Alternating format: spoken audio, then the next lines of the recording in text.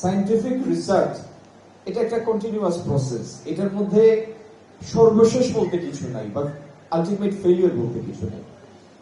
যারা বিজ্ঞান মেলায় যোগ দাও, স্কুলের বা কলেজের আমার ভাই বোনেরা, এই যোগ দেওয়ার মধ্যে একটা ডিটারমিনেশন আছে, সাহস আছে, উদ্ভাবনের একটা প্রতীতি আছে, সেটি সবসময় বজায় থাকবে।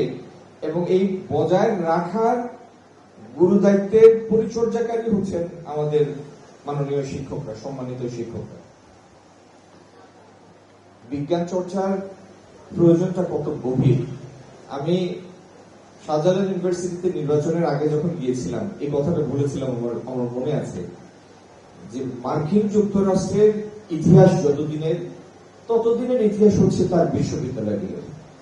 এখনো জর্জটাউন ইউনিভার্সিটিতে গেলে আপনি দেখবেন যে ঘোড়া রাখতো, প্রফেসররা নেমে যেখানে ঘোড়া বেঁধে রাখতো সেই জায়গাটা এখনো ডিস্টিংক্ট বোঝা যায় সেই জায়গাগুলো। এবং এই দুইটা জিনিসের উপর মার্কিন যুক্তরাষ্ট্র গড়ে উঠেছে। একটা হচ্ছে তার বিশ্ববিদ্যালয়ের নলেজ সোর্স, আরেকটা তার ফাউন্ডিং ফাদারদের অফারিং দেমসেলভস, মানে দেশকে তাদের ব্যক্তি স্বার্থের উপরে রাখার যে একটা বিরাট বিরাট স্যাক্রিফাইস, এই দুইটা জিনিস মিলে আজকে মার্কিন যুক্তরাষ্ট্রকে এখানে নিয়ে এসেছে। যাই হোক, সেটা আমাদের মানে আজকের প্রসঙ্গ না। তো এই নলেজ সোর্স যেটা প্রতিষ্ঠা করেছে সেটাই এই দেশটাকে আজকের পর্যায়ে নিয়ে এসেছে। দেখেন রিসার্চ কত প্রয়োজনীয়।